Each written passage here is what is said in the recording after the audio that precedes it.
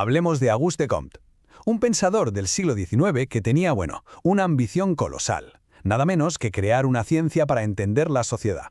En los próximos minutos vamos a meternos de lleno en las ideas que dieron origen a la sociología, y ya verán, su legado es mucho más complejo de lo que parece a simple vista.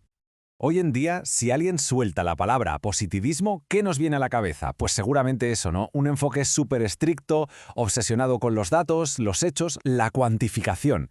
La idea de que, oye, si algo no se puede medir es que simplemente no es real. No cuenta. Pero, y aquí es donde la cosa se pone de verdad interesante. ¿Y si esa idea que tenemos hoy del positivismo es, como llegó a decir un experto, una versión mutilada de lo que Comte tenía en mente? ¿Es eso lo que él quería decir? Pues vamos a averiguarlo. Venga, pues vamos al meollo del asunto. Para entender bien a Comte, lo primero es hacer un reset, olvidarnos de esa idea moderna que tenemos y volver a su definición original de positivismo, porque, ya les adelanto, es muchísimo más rica y, sí, sorprendente de lo que uno podría pensar. Aquí está la clave de todo. A Comte no le interesaba coleccionar datos por coleccionar, para nada. Su gran objetivo era otro: encontrar las leyes invariables que gobiernan el mundo social. Piénsenlo, es como la ley de la gravedad que rige el movimiento de los planetas, pues él buscaba, por así decirlo, la gravedad de la sociedad. Y esta cita lo deja clarísimo. Para Comte, la ciencia no inventa nada, sino que copia. Una buena teoría es, básicamente, un mapa perfecto de la realidad. La verdad ya está ahí fuera, ¿saben? La misión del científico es simplemente dibujar ese mapa de la forma más exacta posible. Y aquí viene la gran sorpresa, lo que choca de frente con nuestra idea moderna. Para Comte, lo más importante, lo primordial, era la teoría y la especulación lógica. Ojo, la investigación empírica, recoger datos, claro que era necesaria, pero siempre estaba al servicio de la teoría. Estaba subordinada, no era el fin sino el medio. Pero es que el proyecto de Comte era todavía más ambicioso, si cabe. No le bastaba con definir una ciencia nueva, no. Quería reorganizar todo el conocimiento humano para darle a la suya un lugar de honor. Vamos a ver esa famosa jerarquía que propuso. Y fue así como, en 1839, Comte bautizó a su criatura, la sociología. Es muy interesante el término que usaba antes, física social. Con ese nombre quería dejar meridianamente claro que esto era una ciencia positiva, igual de rigurosa que la física, pero dedicada a estudiar las leyes de lo social. Y aquí la tenemos, su famosa jerarquía de las ciencias. Es como una pirámide. Empieza por lo más simple y abstracto, las matemáticas, y va subiendo hasta lo más complejo y concreto. Cada escalón se apoya en el anterior, y en la cúspide, coronándolo todo, la sociología.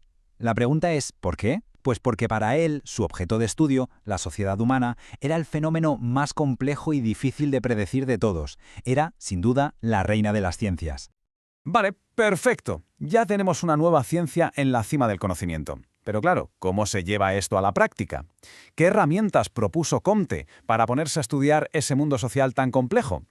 Esa es, desde luego, la pregunta del millón. Si la sociedad es un organismo tan complicado, ¿por dónde se empieza a analizarlo con rigor científico?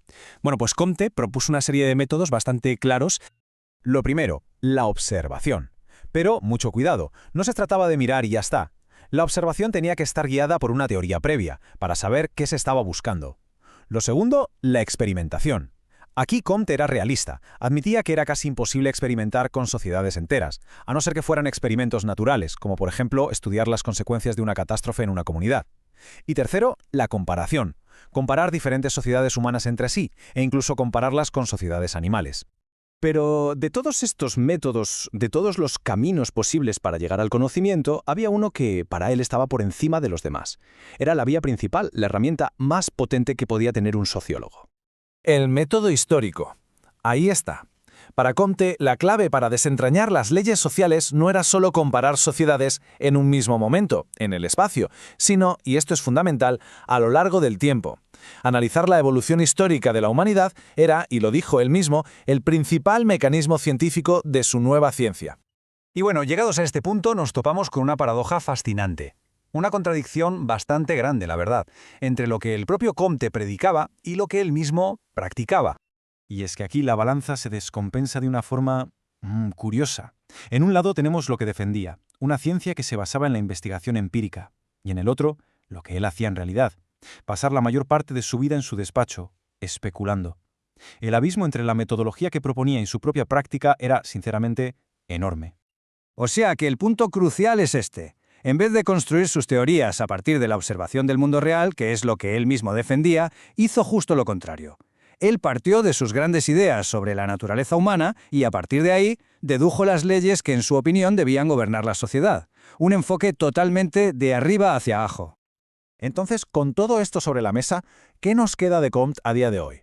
A pesar de estas contradicciones, su impacto es innegable, pero también ha sido y sigue siendo objeto de críticas muy duras.